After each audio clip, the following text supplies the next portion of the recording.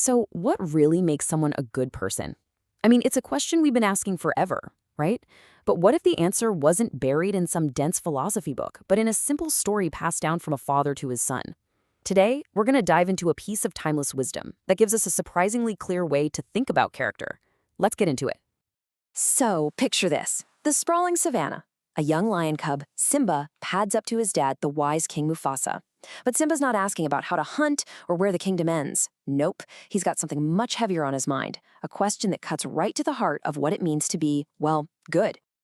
And there it is, the big one. Simba just asks it straight out. How can I tell a good person from a bad one?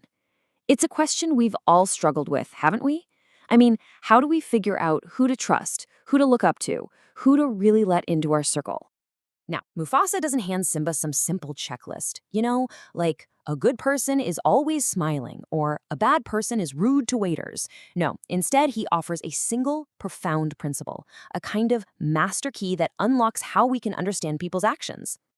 Mufasa's answer is incredibly specific. He says, "My son, a good person is one who gives every right holder their due." Now pay close attention to that phrasing. This whole philosophy hinges on this idea of rights and our responsibility to fulfill them. And that, of course, immediately brings up another question. What in the world is a right holder? Well, to put it simply, a right holder is basically anyone or anything you have a responsibility towards. And think about it, that's not just other people. It could be your parents, your friends, your community, your job. It could even be your own conscience or your spiritual beliefs. This whole idea reframes our lives, not just around what we want, but around what we owe.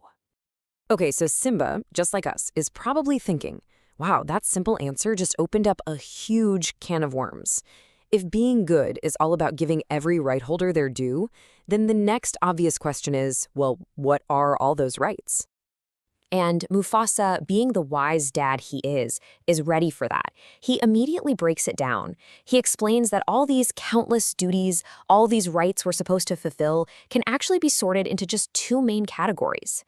This is where the framework really starts to get clear. And here you see the foundation of this whole way of thinking. It's not some complicated web of 100 different rules. Instead, everything about a person's character, according to this parable, rests on just two pillars. How you handle your duties in these two key areas of life, well, that reveals pretty much everything. And here they are. On one side, you have the rights of the people. That's our duties to everyone around us. And on the other, the rights of the Creator, our duties to our own conscience, our values, our spiritual life. The main idea here is that a truly good person doesn't just crush it in one area. They keep a solid balance and integrity across both. So let's dig into that first pillar, the rights of the people. Now, instead of giving Simba an endless list of things to do, Mufasa offers a really powerful litmus test. One single relationship that acts as a window into a person's entire character when it comes to others. And here's the key point Mufasa makes. The single most important right among all people is the right of your parents to be treated with kindness and respect. You might be thinking, why parents specifically? Well, the logic behind it is actually pretty brilliant.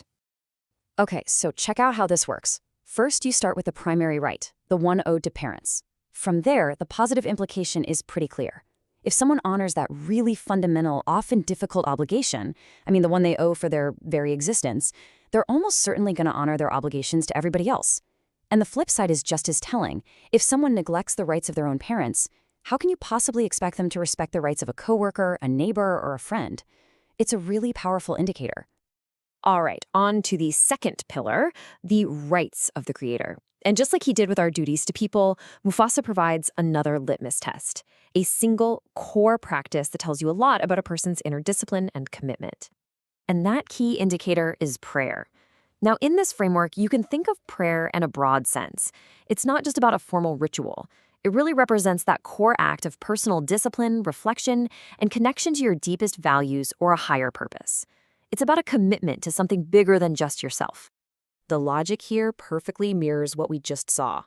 If a person is disciplined enough to consistently fulfill this core spiritual or personal duty, it's a really strong sign they'll be reliable in their other commitments too. But if they neglect this foundational pillar of their inner life, the idea is that they will eventually let other important duties slide as well. Okay, so let's put it all together. It all starts with one core idea. A good person gives every right holder their due.